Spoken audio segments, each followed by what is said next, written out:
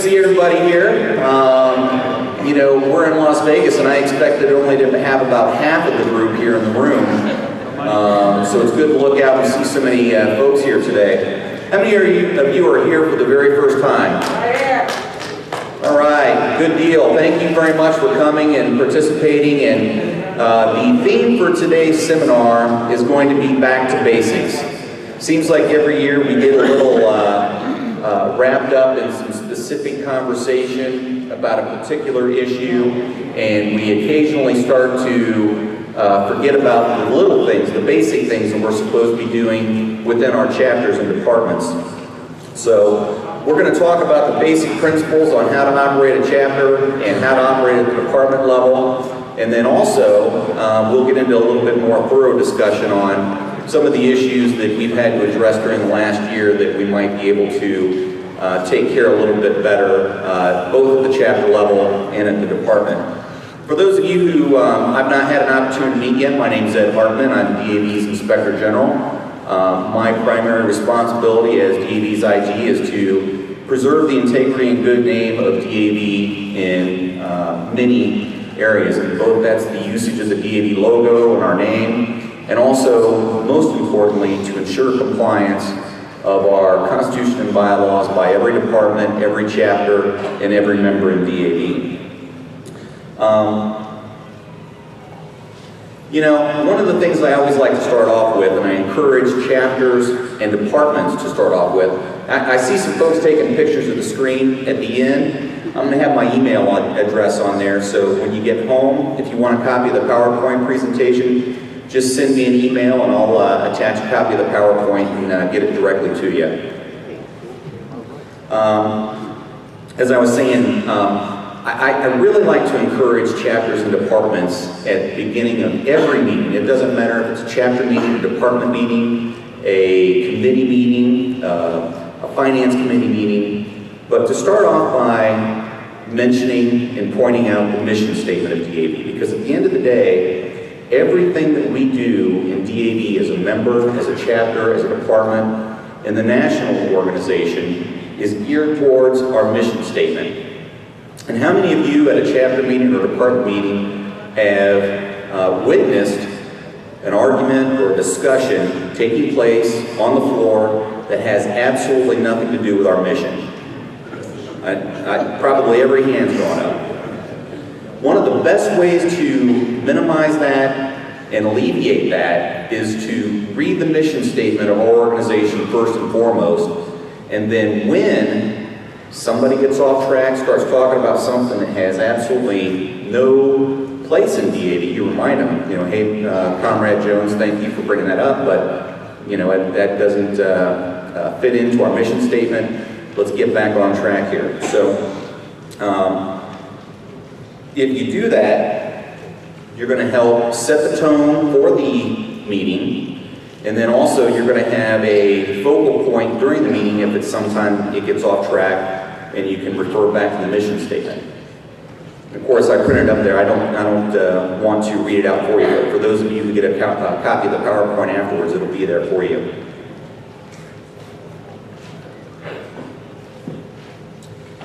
So today, and as I mentioned, we're getting back to basics, and we really want to talk about the key elected and appointed positions within a chapter or department.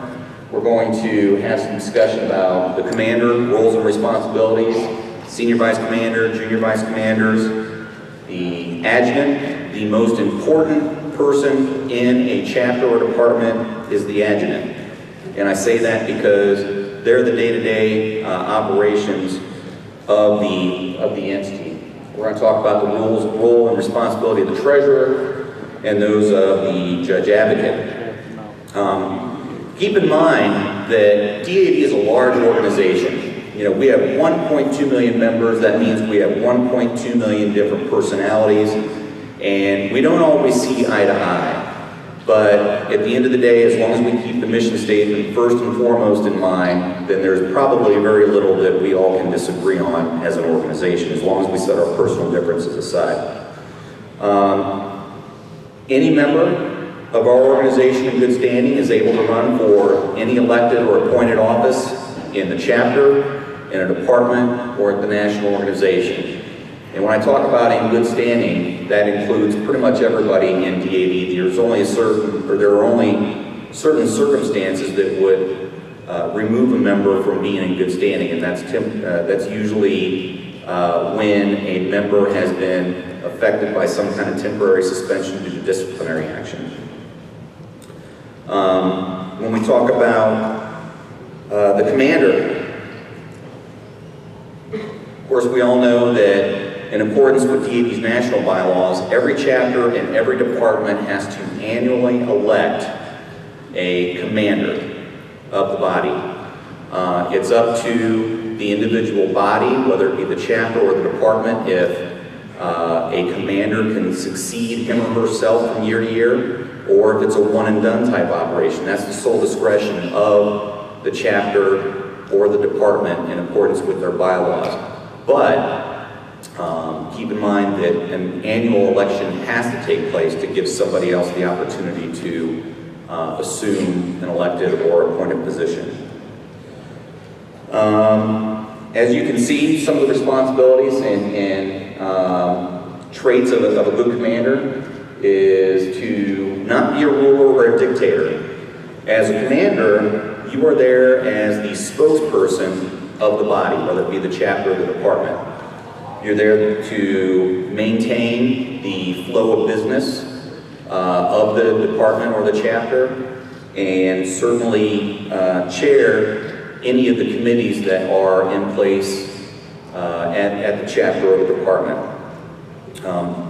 It's very wise to elect a commander that is stern, that can keep control, because of course, as we all raised our hand and testified to earlier, we've been in chapter meetings or department meetings or district meetings where it's gotten way off base, and it's almost a matter of he who yells the loudest usually wins. And obviously that's not what we're about as an organization. We're all a part of this organization because we have committed to the mission statement of our organization to care for disabled veterans and their families. So having a stern and commander that can keep control of the meeting, when someone gets off base, rap the gavel, get everything back to order, remind somebody that certain behavior is not acceptable in DAV, and if that same person is so disruptive that they continue their outbursts, Robert's Rules of Order allows that after the third instance of an episode like that you can simply ask the individual to leave. Certainly we don't like to do that, but in a few cases it might be necessary just to keep the rest of the body back on track and not let that one individual serve as a distraction to the rest of the body. Being a good negotiator and being a voice of reason is certainly helpful as well. You shouldn't assume the characteristic of being a commander is, ruling as a dictator or standing up at the bully pulpit and directing and mandating and requiring all these things of the chapter. You're there to allow for the chapter and the department to express their views and their wishes as a chapter, and then allow the chapter as a whole to vote on the issues that come up. And then of course, as the commander, regardless of your own personal vote or your own personal view or decision, you have to carry out the wants and wishes of the chapter.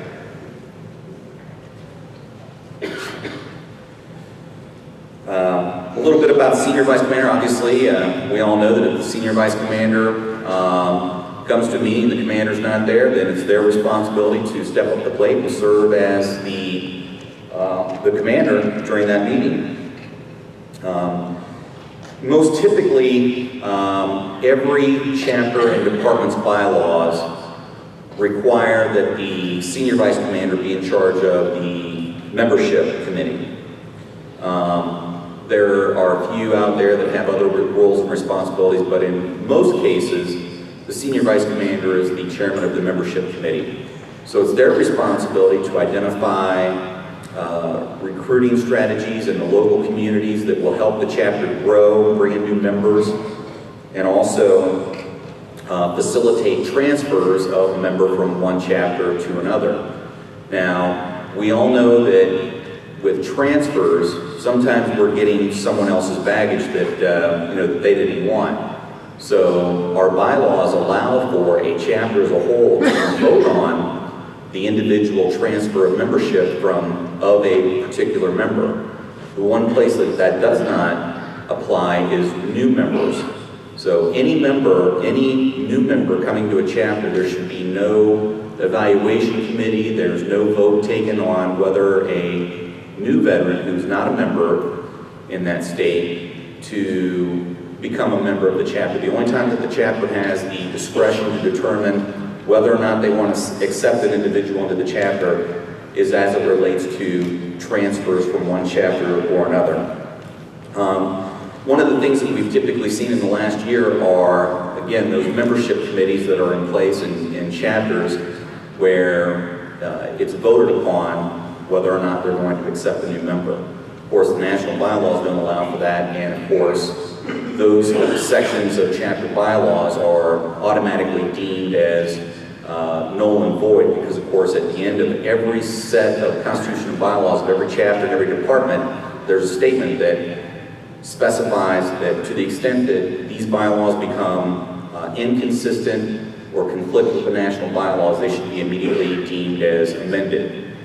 So we do continue to see those statements within certain bylaws whenever the National Judge Advocate reviews them from time to time, and when they're identified, we send a notification to the chapter that strikes that from their constitutional bylaws. Obviously, membership is key. We've been very successful in the last couple of years in recruiting new members. We have a staff at national headquarters that evaluates each and every membership application that comes in.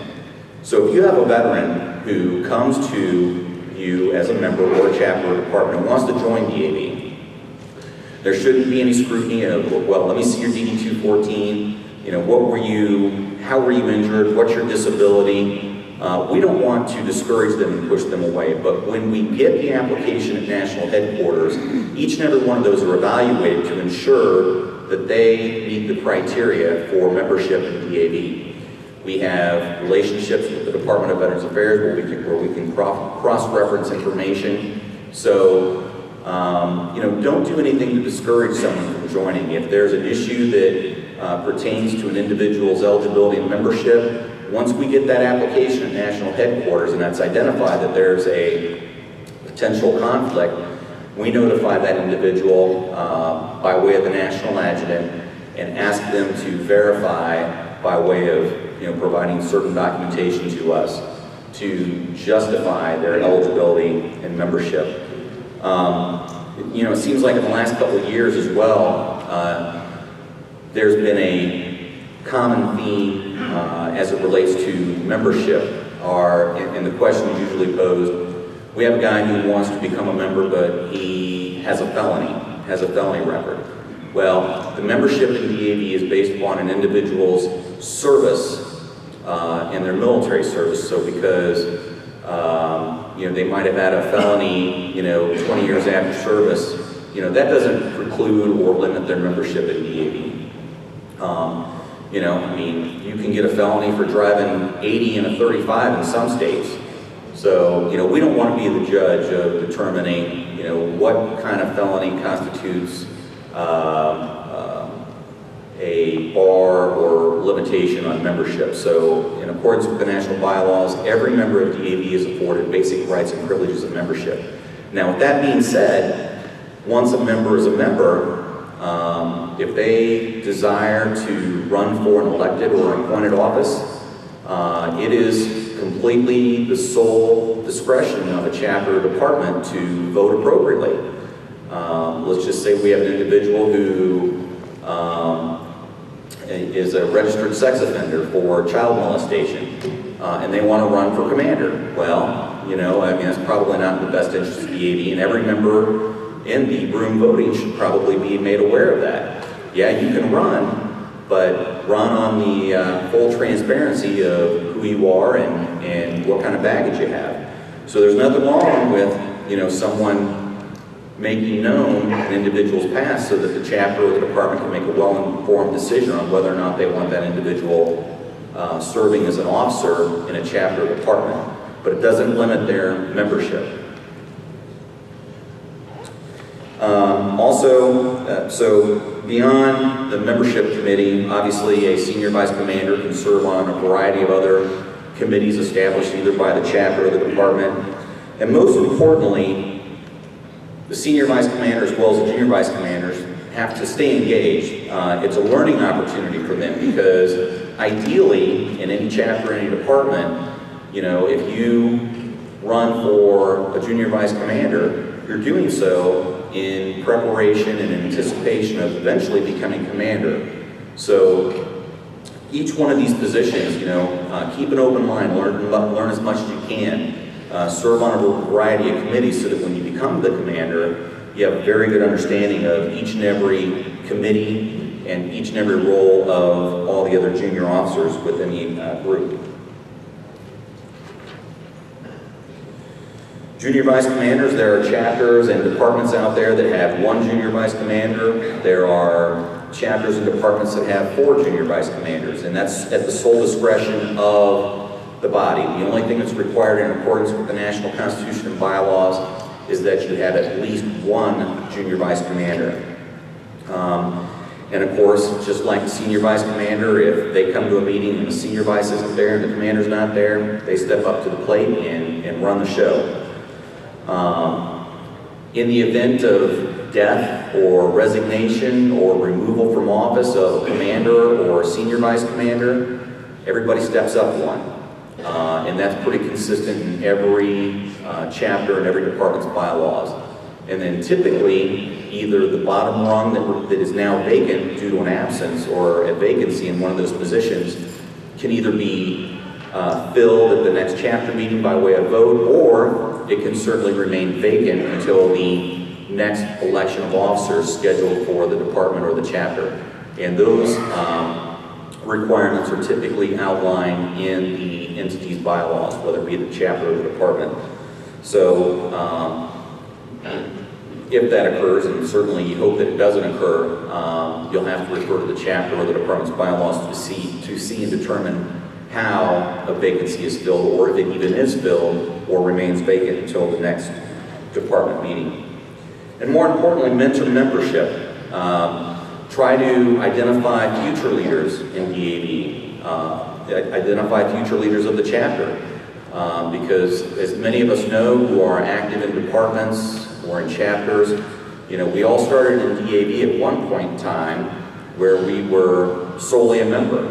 And of course, over the years, you become more active and more engaged and become interested in running for an office. So what are the ways to really ensure the continued success and vitality of a chapter and department is to have your line officers, and all of your membership for that matter, try to keep an eye out for those members who are really outgoing, really aggressive and want to do the right thing for DAV, and encourage them and mentor them into the future roles of the leadership of the chapter or the department. As I mentioned, the adjutant of a chapter department is really, if you think about it, the CEO of the organization, of the entity, because they're the ones that are handling the day-to-day operations, the communications, fielding questions, concerns. And I can tell you that the most successful chapters and the most successful departments across the country have continuity in that position from year to year. Now, of course, our bylaws typically state that each and every year there's an election, and then the commander appoints an adjutant with the approval of the body or the PEC, whichever case that might be. We don't want to find ourselves in a position where we have a new commander each and every year, as we have to do in accordance with our bylaws, have that election, and then each and every year an adjutant is appointed out of friendship, because I want to do him or her a favor. If there's an adjutant that's doing a good job, Ideally, you want to keep that person in place because that's the one individual who knows the past history, has the past experience of operating a chapter. The one thing that will really, and I don't want to say tear apart a chapter or department, but will set it back, will be a year-to-year transition from adjutant to adjutant. Because the adjutant's the one that's keeping all the minutes, knows the history, is responsible for filing all the reports. So it's one of those things, if it's not broke, don't fix it. But again, that's at the discretion of the appointing person who's the commander. But ideally, you would like to try to keep some consistency in that position. The adjutant is obviously the secretary at each and every meeting of the chapter or department.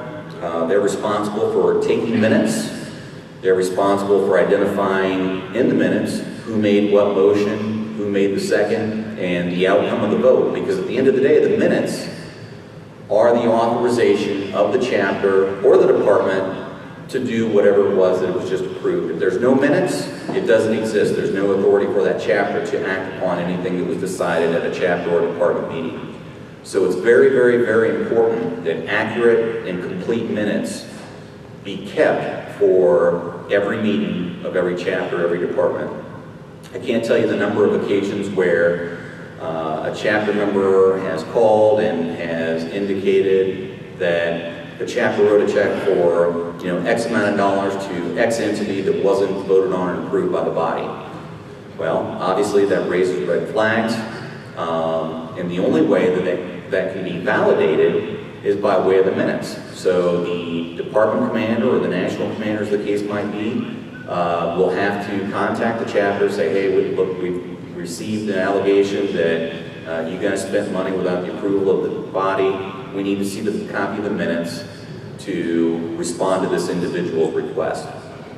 Absence of minutes is certainly indicative of something happening without the approval of the body. So unless you have the minutes, it's not appropriate and not enforceable. There's a lot of correspondence that goes out from the national organization and the department to chapters. It's the responsibility of the adjutant in many cases to receive the mail, to open the mail, read the correspondence at the chapter meetings, whether it's an informative letter of something that's taking place on Capitol Hill that has come from our legislative department to the chapter. Read all that correspondence to the membership so they know what's going on at both the national level or the department, or any other request or any other correspondence that comes into the body, whether it's a request for assistance from a local member. The adjutant should be the one reading that correspondence and making the recommendation, or allowing the commander to make a recommendation to the body whether to accept or approve something. As I mentioned earlier, they're also responsible for handling all of the reports. Each and every year, following the election of officers, the chapter or the department, as the case might be, has 10 days from the date of the installation of 10 days from the election to file a chapter officer report with the department and the national organization. And the reason that is necessary is, again, because, as I mentioned, we send out a lot of information to chapters and departments to keep them aware of what's going on. We need to know, most importantly, and I'm sure that everybody in here is interested, we need to know who to address letters in terms of dues distribution to ensure that the chapter or the department get the dues distributions that are guaranteed from year to year by the national organization. So, the adjutant should be the one who is knowledgeable of when the officer reports are required to go in, and also, just as importantly, when the annual financial reports are due, which we're going to talk about in a little bit as well. Because failure to provide an officer report or a financial report for a chapter or department will ultimately lead in the charter suspension of that entity if it's not resolved in a timely manner. Key characteristics of a good adjutant: obviously, got to be organized. Got to keep track of correspondence, got to keep track of minutes, got to keep track of financial reports, because the very first order of business at the next chapter meeting is going to be approval of the prior minutes of the previous meeting. So you don't want somebody that's continuing to forget the minutes, forgetting to bring the past financial reports. So, and again, I mean, the adjutant is really the person who really needs to be the most organized and on the ball at the chapter level or at the department level. Treasurer is essentially the CFO, and I always like to refer to DAV entities, whether it's a chapter, department, or the national organization. It's a business. We're running a business. We're a nonprofit, but we're a business. We have money coming in, we have money going out, all in the name of our charity.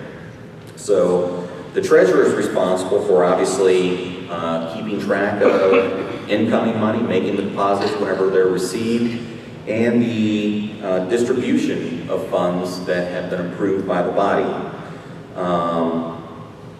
Every meeting of a chapter or every meeting of a department, the treasurer should be given a financial report. And not just saying, this is how much money we have, this is how much we spent, this is our balance. But the treasurer should come to every meeting with bank statements and a ledger of, this was where we were last month, these are the expenses that we had go out, here are the invoices, here are the bills, here are the approvals, here's where we are right now. And I hate to say it, and I hate to even suggest it, but we do have theft in DAV.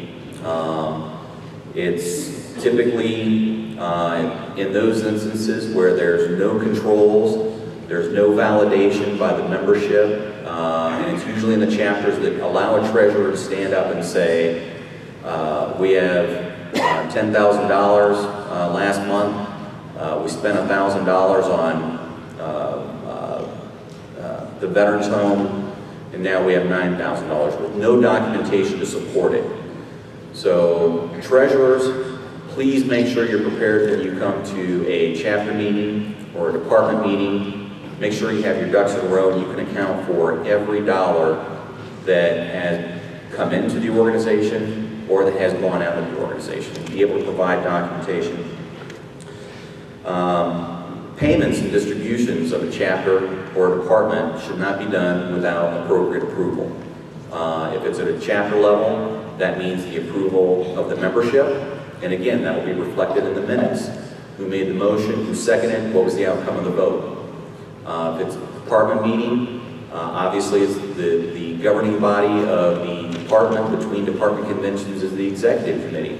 So if there's an expenditure of a department that is non-routine, and I know that there are many departments out there that have buildings and have monthly obligations in terms of finances, whether it's for electric or gas. As long as it's already been approved in the budget by the finance committee and the executive committee, those types of things do not typically need to be approved every time that you pay a gas bill or electric bill.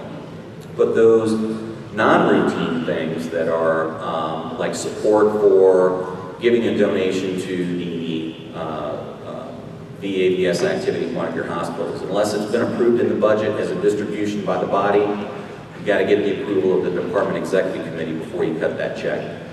And speaking of checks, obviously there should be no entity that has single signature authority on any checks, either at the department level or the chapter level. Each check should have two signatures on it. One is typically, obviously, the treasurer who's preparing the check, and then another officer, usually the commander or the senior vice commander. And that is just a safeguard that's in place to prevent anyone from writing a check to themselves or writing a check out to cash and then signing their name on it. And because you may have two signatures on a check, we should never get into the practice of pre-signing checks. So let's use an example of a chapter that has a building or a chapter that has some expenses coming up.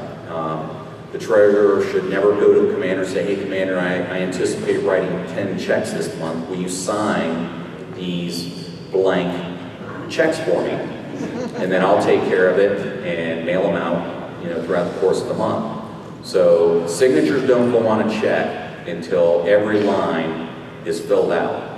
The pay to line and the amount line. So don't get in a habit of writing pre-signed checks. And of course, obviously, we all serve in the military. We all have a high degree of ethical behavior, but as I mentioned, theft does occur in DAV. We hate to admit. So, you know, when you're looking for treasurers and determining who's going to be the chapter treasurer, who's going to be the department treasurer, know about that person before you elect them into office. Make sure that they're qualified, that they're capable, and that they're going to do the right thing for DAV. One good thing that it would be wise for a large chapter or a large department to have would be a bonding claim. If you have a significant amount of funds, it might be wise to have that bonding policy in the event that there is a large theft, that you have some course of action to recover some of those losses in the event that something is stolen.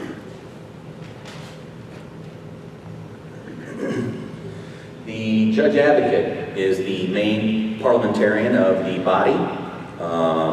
Should have a good understanding of Robert's Rules of Order and how we as an organization operate. And should, I shouldn't say should, but in most every case is always the chairman of the Constitution and Bylaws Committee, because he or she should be the one person in the room that knows the Constitution and bylaws of the chapter, the department, and the national organization better than anyone, if not inside and out.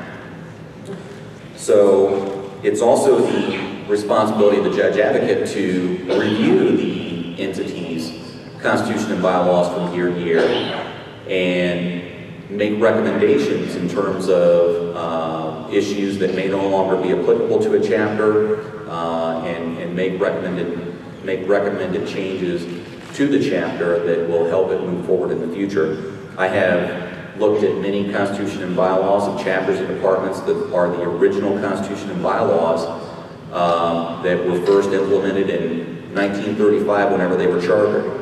A lot's changed in the last 80 years, 70 years, so it's a good idea to try to keep your Constitution and bylaws current.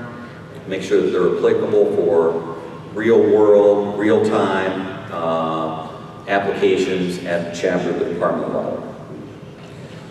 Obviously, as we all mentioned, there's sometimes, occasionally, a dispute on what's authorized in the bylaws, what's not authorized in the bylaws. It's the judge advocate's responsibility at the call of the commander or the body to interpret that entity's bylaws. And then certainly the judge advocate makes a recommendation to the commander, and it's the commander's responsibility to either accept his interpretation or reject the interpretation, and then put it to a vote of the body. So, you know, we don't want to get down in the weeds on trying to interpret every little small, minute detail of our Constitution and bylaws. But, you know, we like to also think that they're pretty clear and concise, that there's rarely occasion for any dispute as to what the true intent of the bylaws are.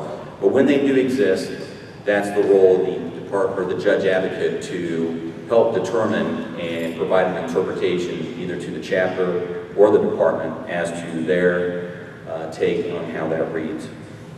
And as I mentioned again, very last bullet, not only should the chapter judge advocate be familiar with the chapter's bylaws, but also those of the department and those of the national organization, so that when they're making recommended changes for the bylaws, they don't recommend a change that might conflict with the bylaws of the department or the national organization.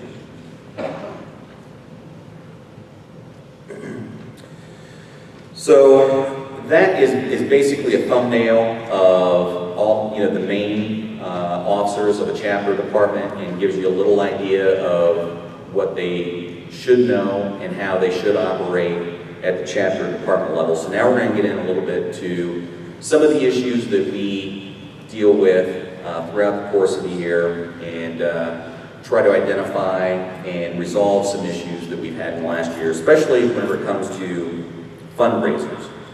The national bylaws require that if a chapter is going to conduct a fundraiser, you have to have the approval of the department before you conduct the fundraiser. There are a couple of exceptions to that, which we'll get into in a few minutes, but just keep in mind that if the chapter is planning a fundraiser, you've got to get the approval of the department.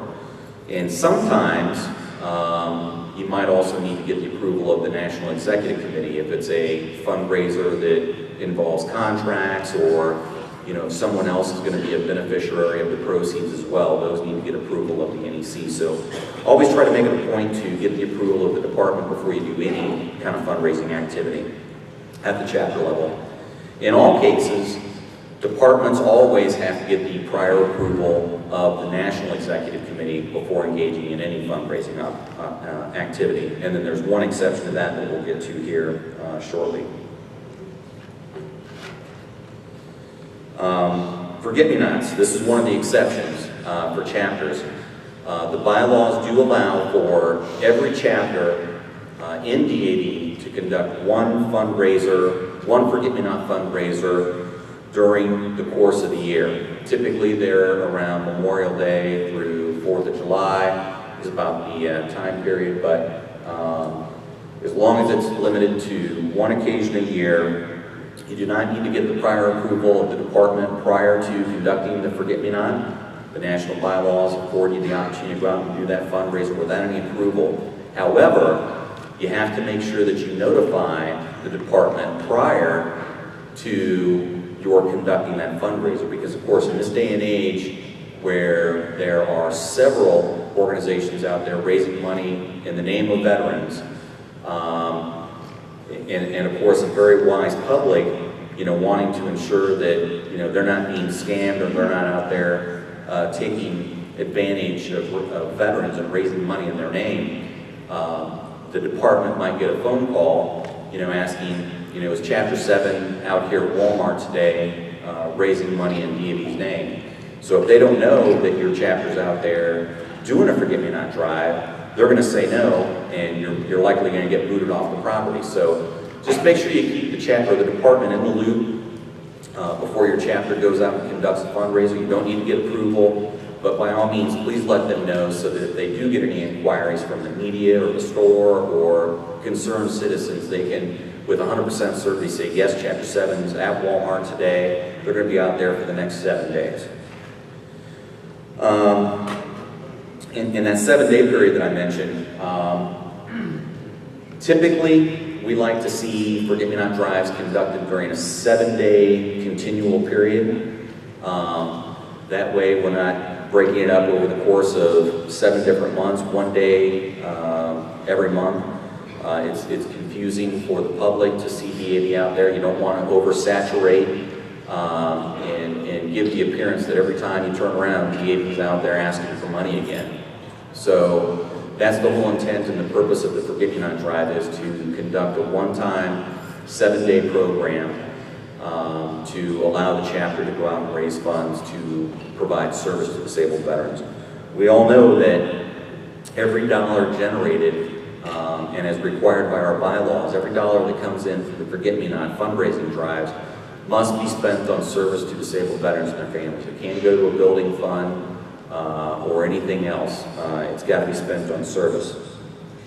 The other caveat that I mentioned earlier about departments, and if you remember I said every fundraising activity that is conducted by the department must receive the prior approval of the NEC. The only exception is as it relates to Forget-Me-Not.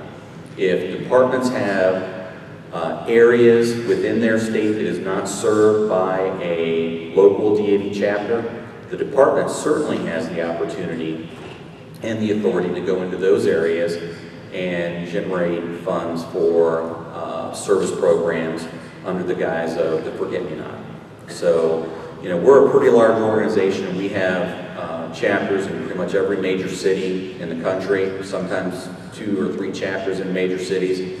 But there are smaller portions of the country that have no DAV representation. In those instances, we always encourage departments to go out to those communities and conduct forget-me-not drives in those areas so that the general public can continue to support DAV.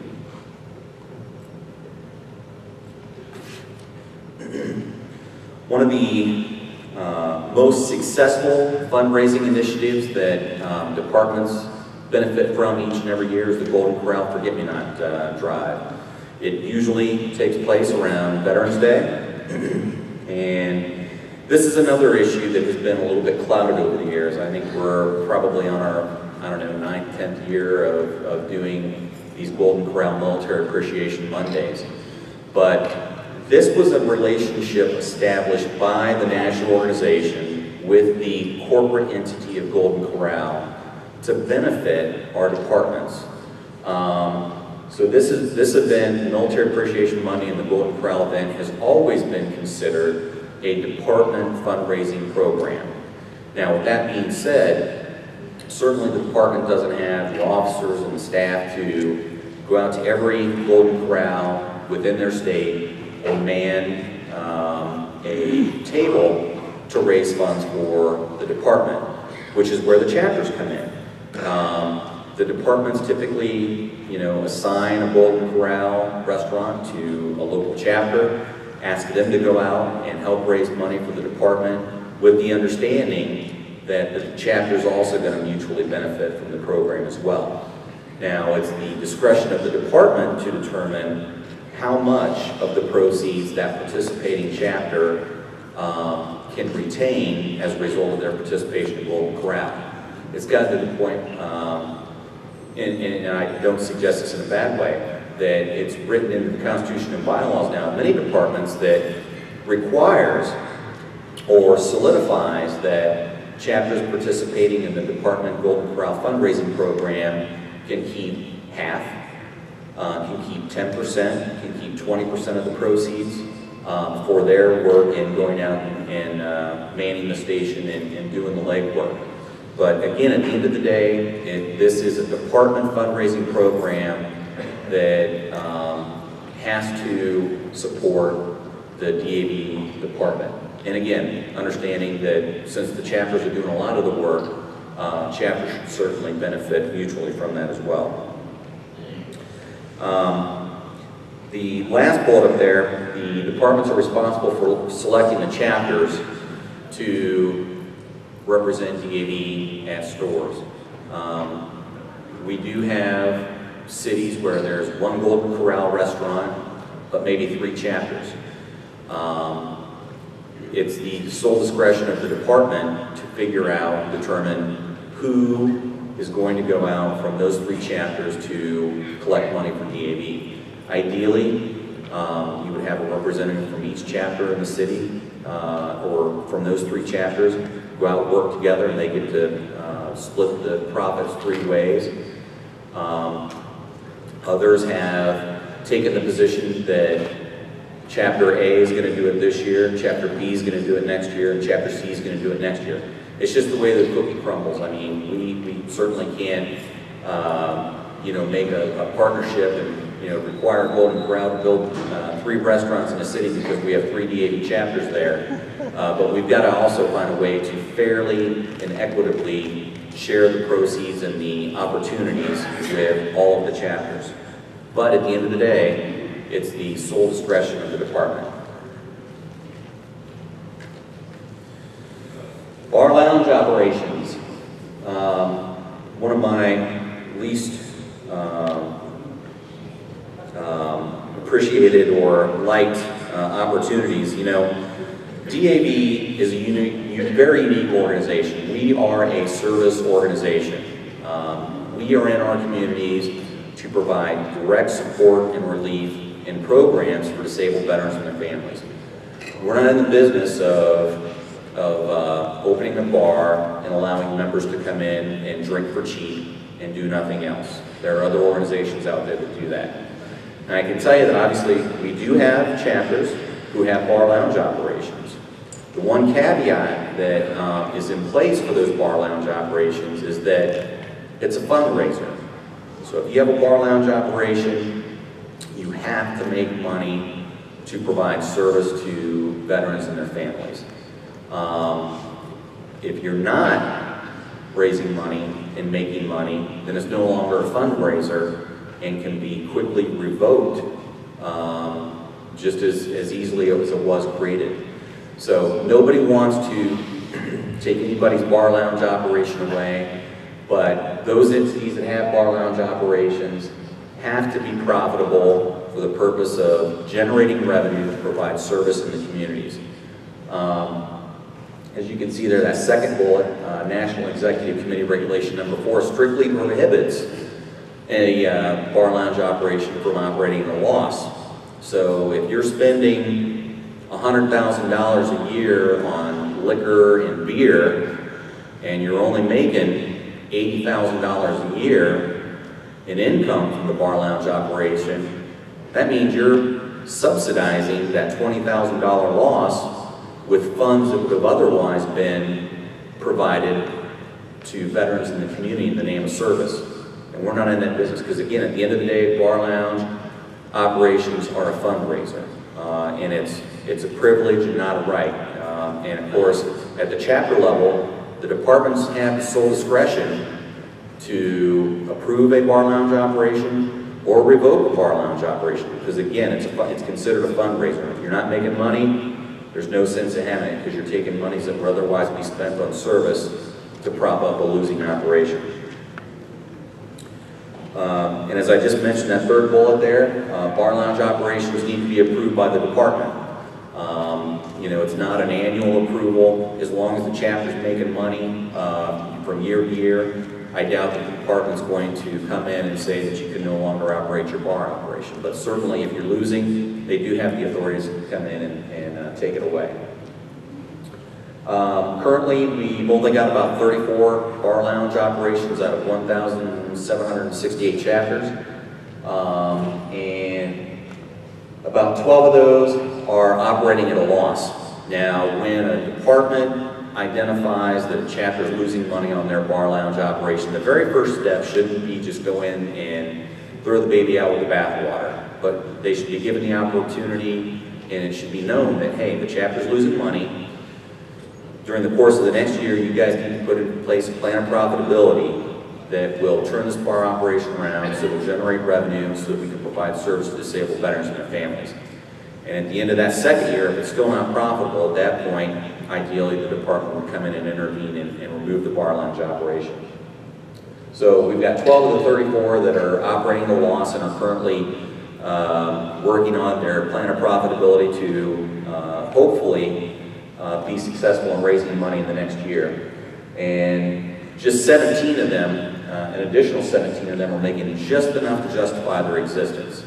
And whenever I say that, I'm going to use the example of, we spent $100,000 on booze and liquor and beer, and we brought in $100,000. We're even. Well, that kind of defeats the purpose of a fundraiser. Yeah, it's working, you're providing benefit to the members to come in and drink and you know, enjoy themselves, but is it really worth the risk? And there's no stipulation in the bylaws that requires a certain percentage of profitability.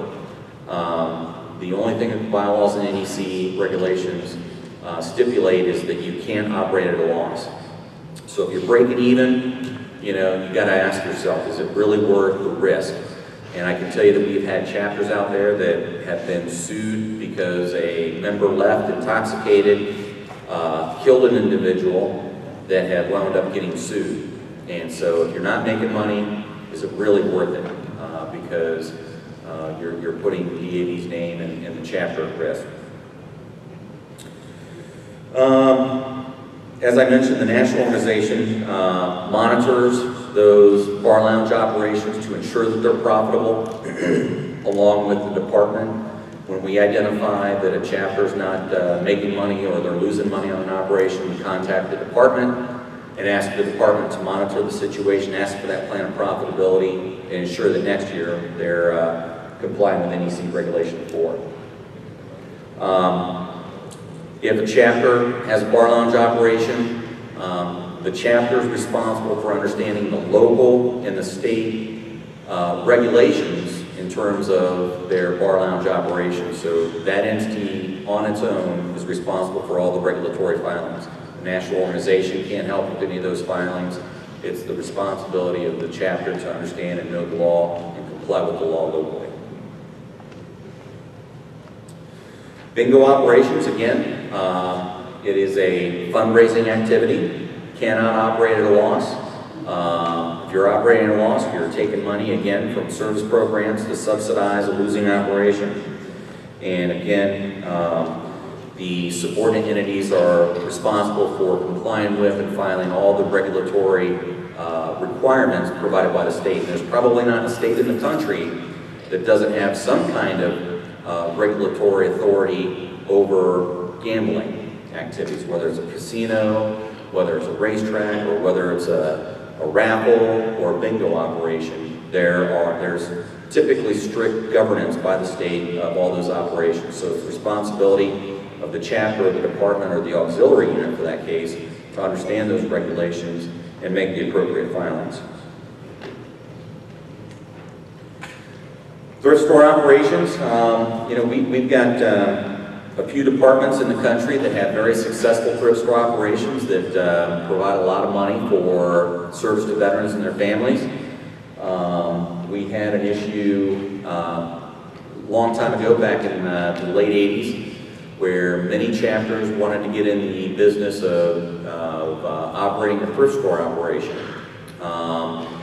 Typically they were great ideas to start with, but they lost money, they weren't run well, and the bylaws were changed in 1989 to no longer allow a chapter to operate thrift store operations, because it's a business. I mean, it's a huge business that has the potential for bringing negative publicity to DAV's name, whether it's the upkeep of the store, whether it's the management of the funds and merchandise walking away, funds walking away.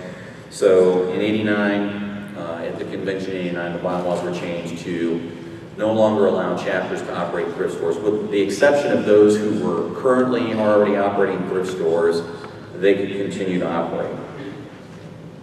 And departments are afforded the opportunity as well to conduct thrift store operations, either on their own or by way of a management company. I can tell you that a management company is typically the best way to go, because at the end of the day, the only responsibility that the DAV has is to get a check each and every month based upon the gross proceeds of the sales, and the management company pays all the bills, all the employees, all the utilities, goes out and picks up all the equipment and the clothing. So it's kind of like a turnkey operation. All you have to do is get a check and cash it.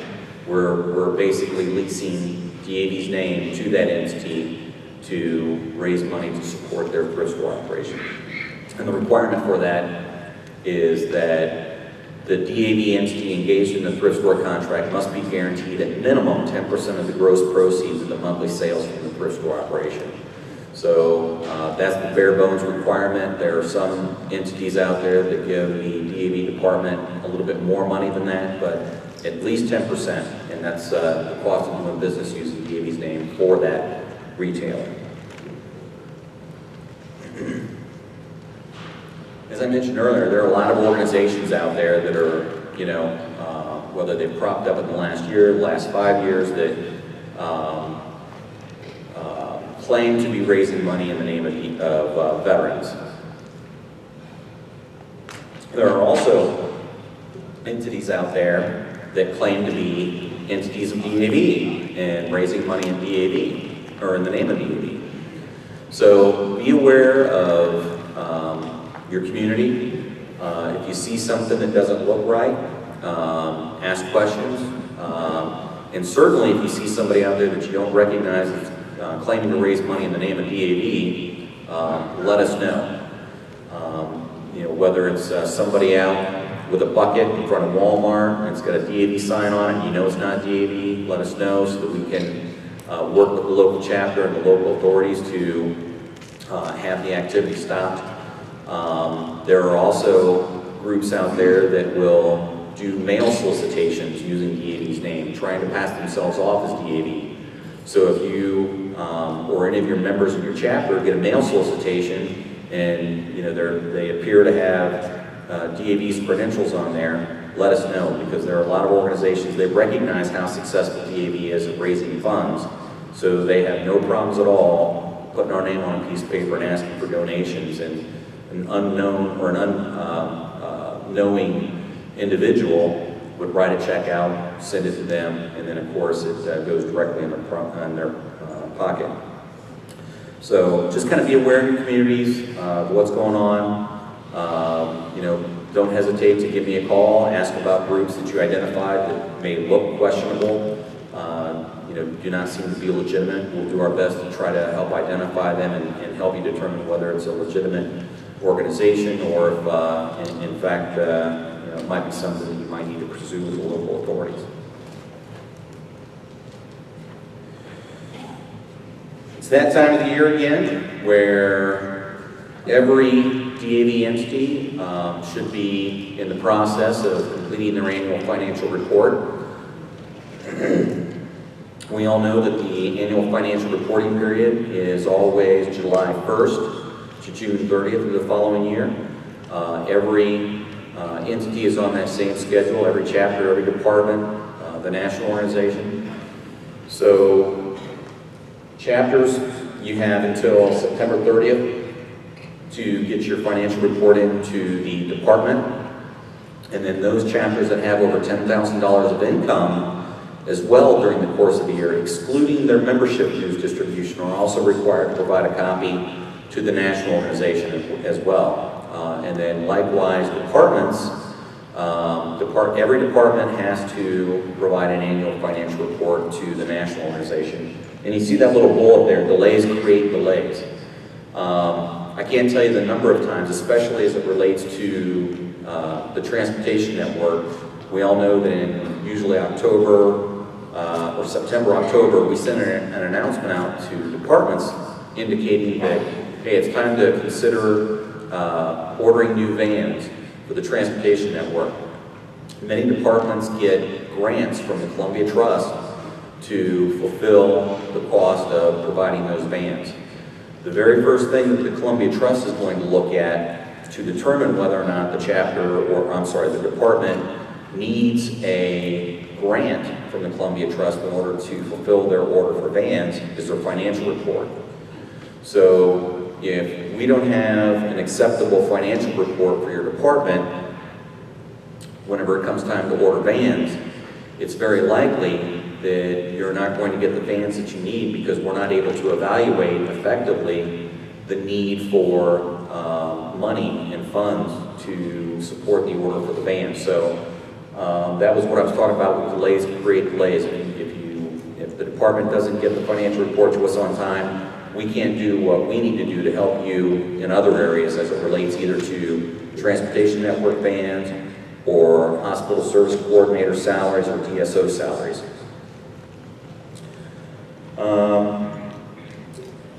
Any entity that has over $300,000 in income during the year, and this pertains mainly to departments, but there are some chapters out there that have great fundraising activities that bring a lot of money for them. If an entity has over $300,000 of income during the course of the year, it's required by the bylaws that that annual financial report be accompanied by a CPA review. About 4 or 5 years ago, that used to read a CPA audit. The Constitution and Bylaws Committee, or the Interim Committee, proposed a change to the bylaws that would lessen the expense and the burden of chapters and departments with $300,000 in income during the year to only require a review. A review is typically about half as expensive as a full-blown audit, but the review certainly identifies all the key things that we need to monitor as the national organization to, as it relates to the finances. So when we changed those bylaws 4 or 5 years ago, it was an effort to save a little bit of money from the chapter or the department, whatever entity is having to go through that process, to only satisfy or to only require them to get a review versus a full-blown audit. How many of you have had problems with the IRS in the last 4 or 5 years as a chapter or department? Not too many of you, and that's good.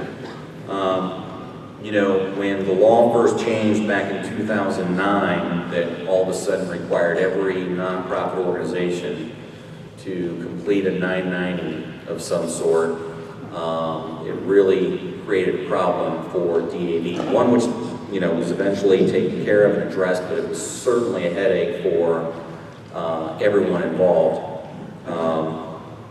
We had initially about 178 chapters that lost their tax exempt status because they didn't file a 990, which generated a headache for the chapter because now they're no longer tax exempt. They couldn't do any fundraising because they would have to pay taxes on any of the funds that they were that they collected either by way of a donation or a contribution. And then, of course, they had to go through that long, arduous process of reapplying for their tax exemption with an entity of government that is not best known for its timely responses. So we have worked with many chapters, many departments to, I wouldn't say help them get their tax status back, but we've worked with them in terms of holding their dues distributions for them so that they wouldn't have to pay tax on their dues distributions, allow the chapter, or in a couple of cases, a department, to get their tax exemption back so that they could once again operate as a nonprofit organization. The law changed a little bit 2 years ago.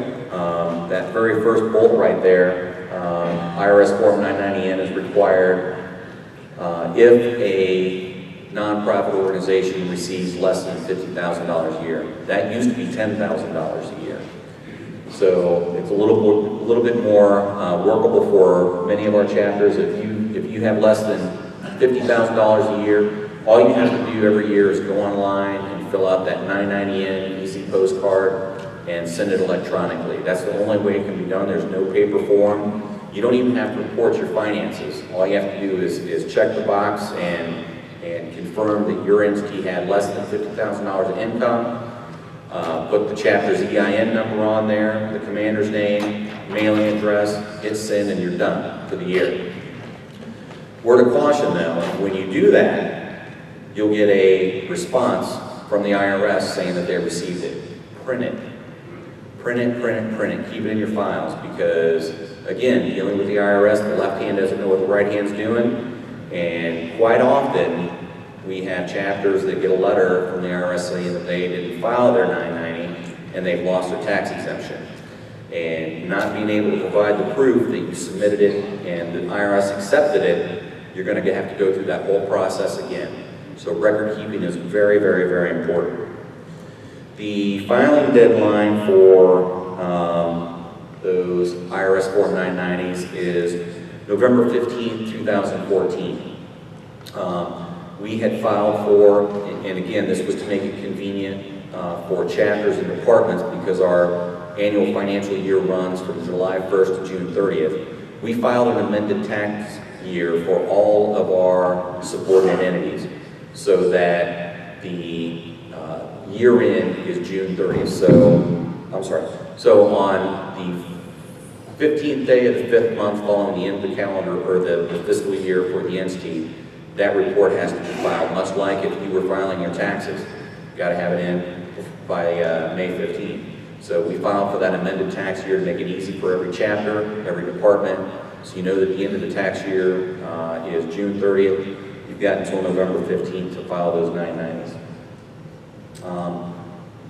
If you fail to file after 3 consecutive years, the IRS revokes your tax exemption, and again, it's a long, arduous process to get that back. It costs money, it's confusing, it's frustrating, and in many cases, the IRS now is taking about 18 months from the date that it receives an original claim, an original application for tax exemption, to grant that tax exemption. So basically, even though your chapter's meeting and conducting business and electing officers, you're not able to raise any money. So it's very important that we do those. And as I mentioned, the only information that you need to file those 990Ns online is the employer identification number of the chapter, the name, address, and the name of the principal officer, which is usually either the treasurer, the adjutant, or the commander.